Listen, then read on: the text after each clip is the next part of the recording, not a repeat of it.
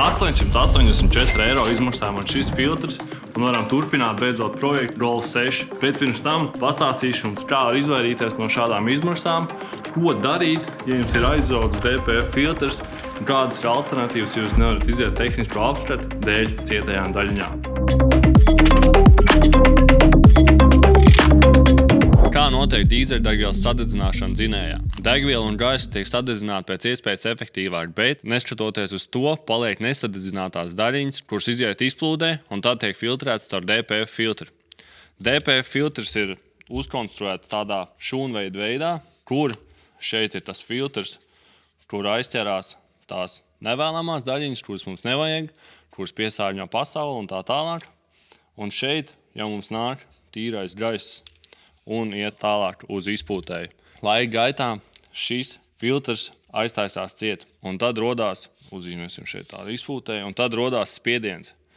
Un šeit ir spiediena sensors, kas sūta signālu vadības blokam un saka, ka filtrs ir ciet, un filtram vajag taisīt reģenerāciju. Ir divi veidi, kā to var darīt. Ir aktīvā un ir pasīvā reģenerācija. Pasīvajā reģenerācijā jūs nemaz nejūtīsiet to. Ikdienā braukāsiet vismaz 15-20 minūtes, dzinējs jau ir uzsilts, tas noteikti dabiski. Izpūtēs sasniegs vismaz 300 līdz 400 grādus, un nevēlamās daļiņas vienkārši izdegs. Tas notiek vairumā cilvēkiem, kuri brauc pa šosejām. Ikdienā dzinējs uzsilst un ir normāla darba temperatūra, tāpēc pasīvā reģenerācija vienmēr ir labāka. Bet kas notiek, ja jūs braucat vairāk pa pilsētu? Tad pienāk brīdis, kad dzinējs jau signalizē to, ka filtrs ir pārāk daudz ciet un ir jāveic aktīvā reģenerācija, kur tiklīdz uzsils dzinējs, viņš liks uzsildīt katalizatoru 600 līdz 650 grādiem. Tās būs kaut kāds 15 līdz 20 minūtes, kamēr tas notiks. Ja jūs apstājaties ar automobīlu un iet ventilātoru, tad jūs zināt, ka jums notiek reģenerācija. Un ieteikums būtu vēl 10-15 minūtes pabraukāt. Šīs abas divas versijas ir labās versijas, kādas notiek, bet mums vēl ir trešā versija. Piespiedu reģenerācija, kas notiek jau servisā. Pēc tam, kad dzinējs vairākas reizes ir beigt aktīvu reģenerāciju, bet jūs to pārtraucat, DPF filtrs jau ir pārāk daudz ciet. Kā jūs to varat zināt? Jums var pazust jauda, dzinējs ieslēdzās tā teikt limp modā, kur viņš sev aizsargā un neļauj jums vairāk lietot pilnu jaudu. Kā notiek piespiedu reģenerācija? Aizbraucot uz servisu, pieslēdzoties vadības blokam, jūs piespiedīsiet dzinēju veikt reģenerāciju. Jums ir jābūt vismaz ceturdaļ bākai, pilnai ar degvielu, darba temperatūrai, kā arī dzinēja darbībā nedrīkst būt nekādas kļūdas. Ja visi šie kritēriji atbilst, tad var veikt piespiedu reģenerāciju. Vairumā ir tā, ka piespiedu reģenerācija jau ir par vēlu. Un DPF filtrs ir tik ciet, ka jūs vairāk nevarat viņu iztīrīt vienkārši ar motoru palīdzību, kā tas notiek pasīvajā un aktīvajā reģenerācijā. Galvenais iemesls, kāpēc dzinējs neveic reģenerāciju, ir 5 līdz 10 minūšu braukšana. Tas ir tad, kad dzinējs nav uzsils. Tad vadības bloks nekad neliks veikt reģenerāciju, kamēr dzinējs nav pilnībā uzsils. Nākamais, kad dzinējam neiet visi sensori, un vadības bloks redz to, ka nestrādā visi sensori un jums deg check engine. Ja jums deg check engine lampa, jūsu dīzels nekad neveiks reģenerāciju. Un esmu redzējis vairākus cilvēkus, kur vienkārši braukā ar check engine lampām, un pēc tam viņiem ir jāpērk jauns DPFs. Jo vadības bloks saprot to, ka draugs nav kārtībā ar motoru un neveic reģenerāciju. Un DPF filtrs paliek tik pilns, ka to vairāk nevar iztīrīt, un tad tas ir jāveic ar ķīmisko tīrīšanu ņemot nost, vai arī jāiegādājas cits. Turpinot par check engine, tur iet apakšā arī, ja nav pareiza darbība. EGR, sprauslas nestrādā pareizi, viņas lej, gaisa masas mērītājs un vispārējie sensori. Ja jums kāda no šīm problēmām, jūs noteikti neveiksiet reģenerāciju un drīz vien jums būs tādas sekas kā man ar šo Golf 6. Kā izvairīties no šādām sekām? Ko jūs varat darīt? Veikt ilgākus pārbraucienus.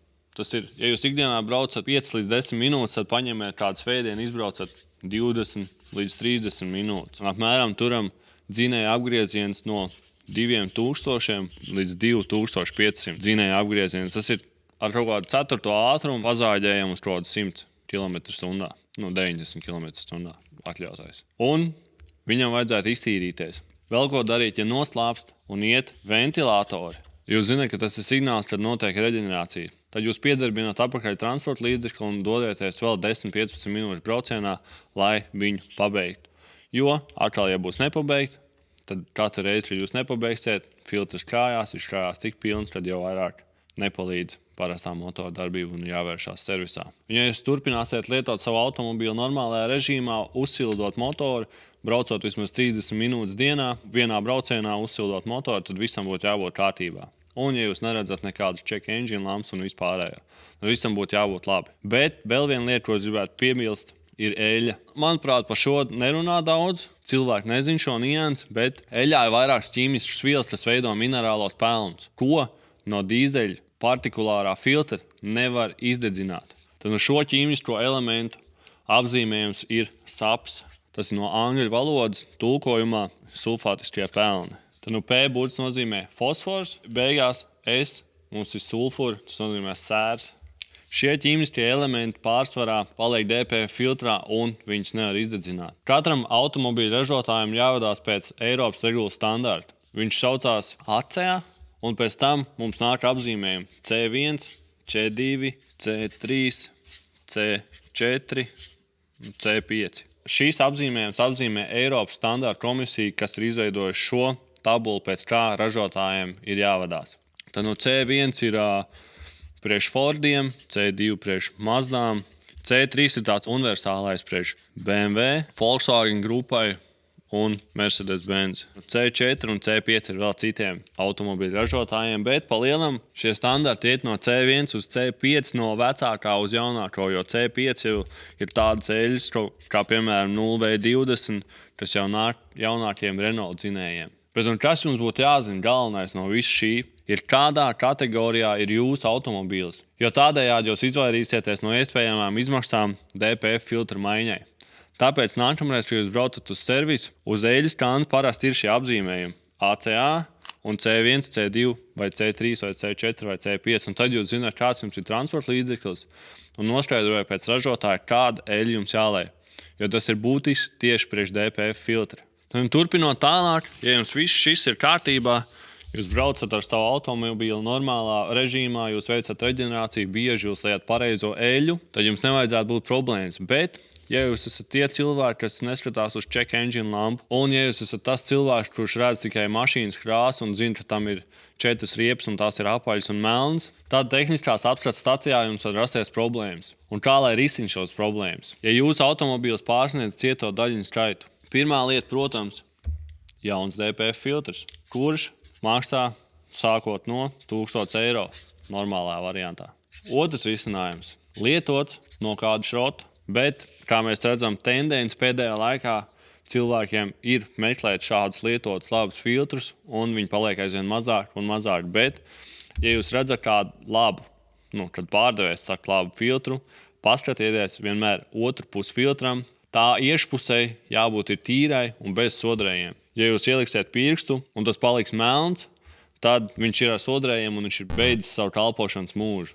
Tā no trešais veids – iznomāt. Aizvien populārāk paliek DPF filtru iznomāšana, jo, protams, cilvēki negrib ne maksāt 1000 eiro, ne arī lietots labs ir modā šeit sākot no 200 līdz kādiem 700 eiro atkarībā no modeļa, un iznomāšana arī sāk palikt par kādu no opcijām.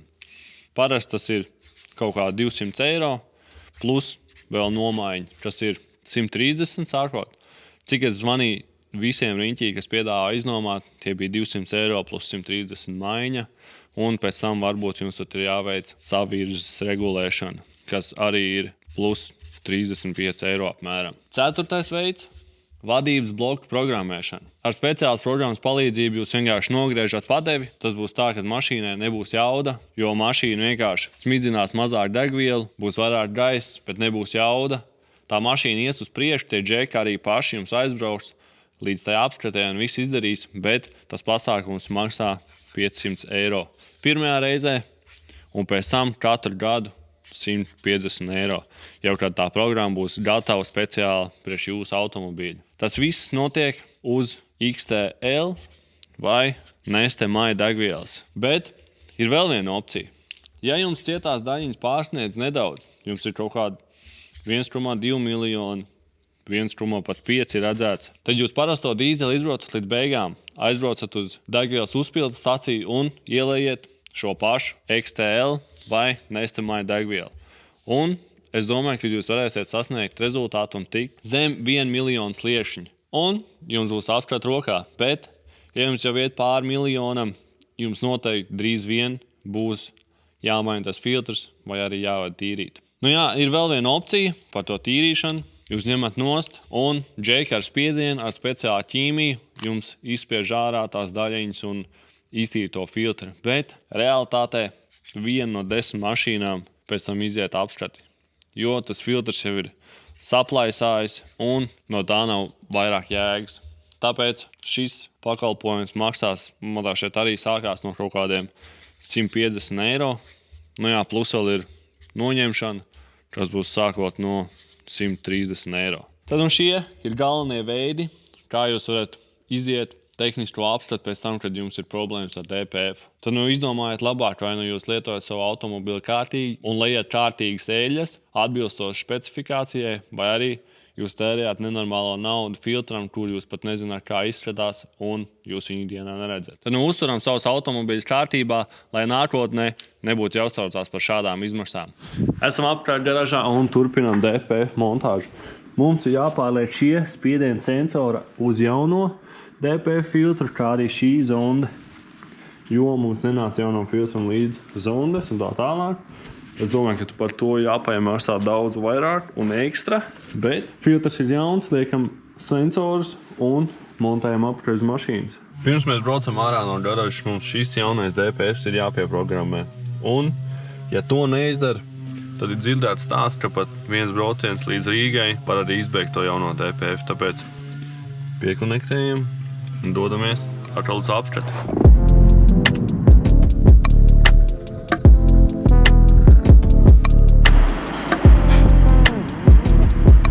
Tā no jauno filtru mums ir 11,500. Būs kvalitātes kontrola, būs jāpakāpj ārā. Vēlreiz vedīsim.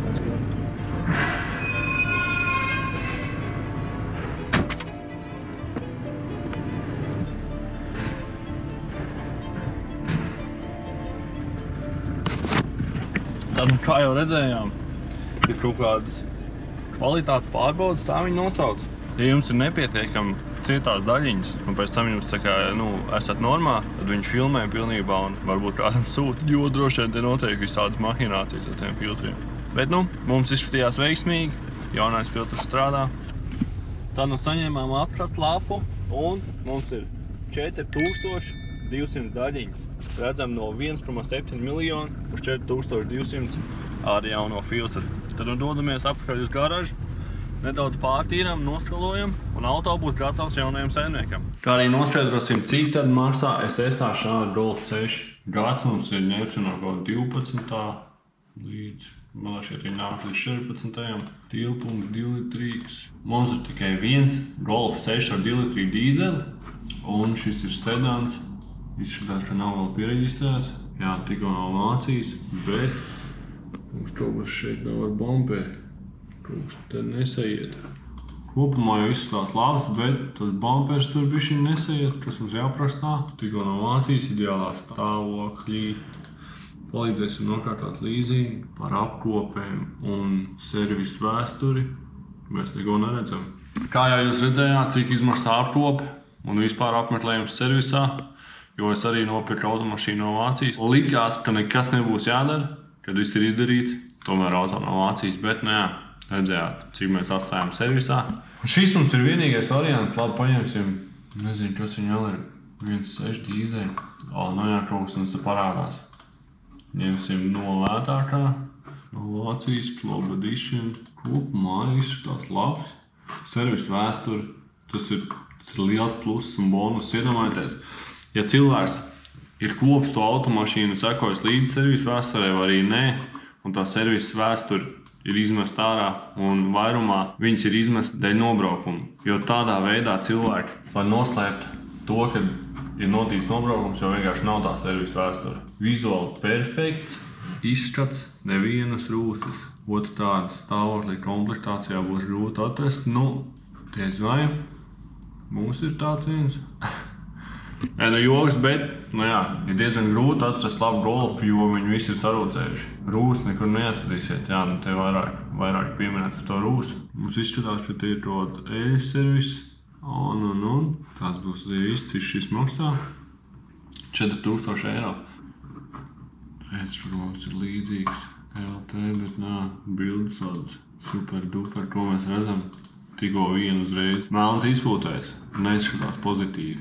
Tas mums ir rakstīts. Beidz skatīties, laiks braukt. Pucis un ekonomiski gan garākiem auto ir kops, pārvadējas šāks pat līdz 11.2026. Un mums nav nevienas servisa grāmatas un tā tālāk. No šis ir automāts, rāda salonu.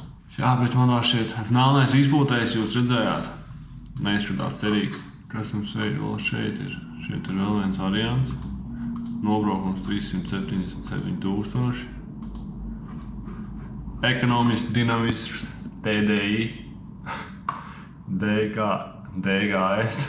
Ātrumkāru. Auto ir ļoti labā vizuālā un tehniskā stāvoklī. 374 000 nobraukums. Un tas ir atkal 1.6. Neviena ieraksta, neviena ziņas par apkopēm vai eļas maiņām. Kas mums šis ir? Iedod kaut kādu apkopu. Paskatāmies uz izpūtēju. Šis uzreiz ir bonus. Dīzels. Šis ir 12 gads, tur nebūs tāpat jārēzējas par tām daļiņām, bet automāts, tas ir plus. Vairumā cilvēkiem patīk automāti. 315 000 nobraukums. Palīdzēsim nokārtot līzingu. Cena 5450. Tas būs arī laikam viss. 2-litrīgie dīzeļi nav. Izskatās, ka mēs esam nopirkuši kaut kādu deficītu preci.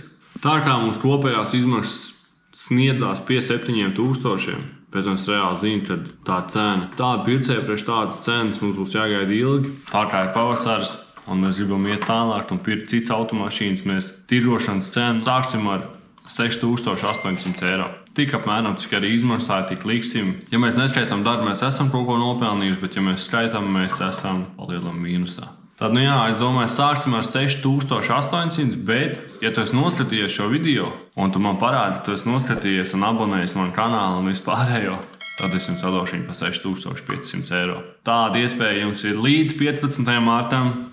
Mums ir akcija visiem YouTube skatītājiem 6500 eiro. Un auto tirgosies šeit Skrundā, blakus Viršiem. Mums šeit ir blakus A9 šosē. Braucot cauri Skrundai, jūs nevarat pabraukt garām šim autoplacim.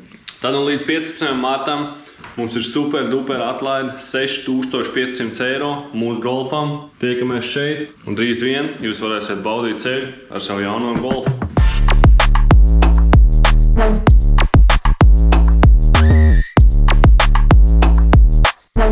Tad veiksmīgi esam pabeiguši šo Golf 6 projektu un ķeramies klāt nākamajiem. Epizodes noslēgumā gribēju pajautāt jums, kādu saturu jums vairāk patīk skatīties, tādu tehnisko, vairāk par izmaksām, vai vienkārši kā mēs izplūstam cauri šiem auto tirdzniecības pasākumam. Ierakst komentārā, lai mēs varētu radīt foršāku, labāku saturu priekš jums.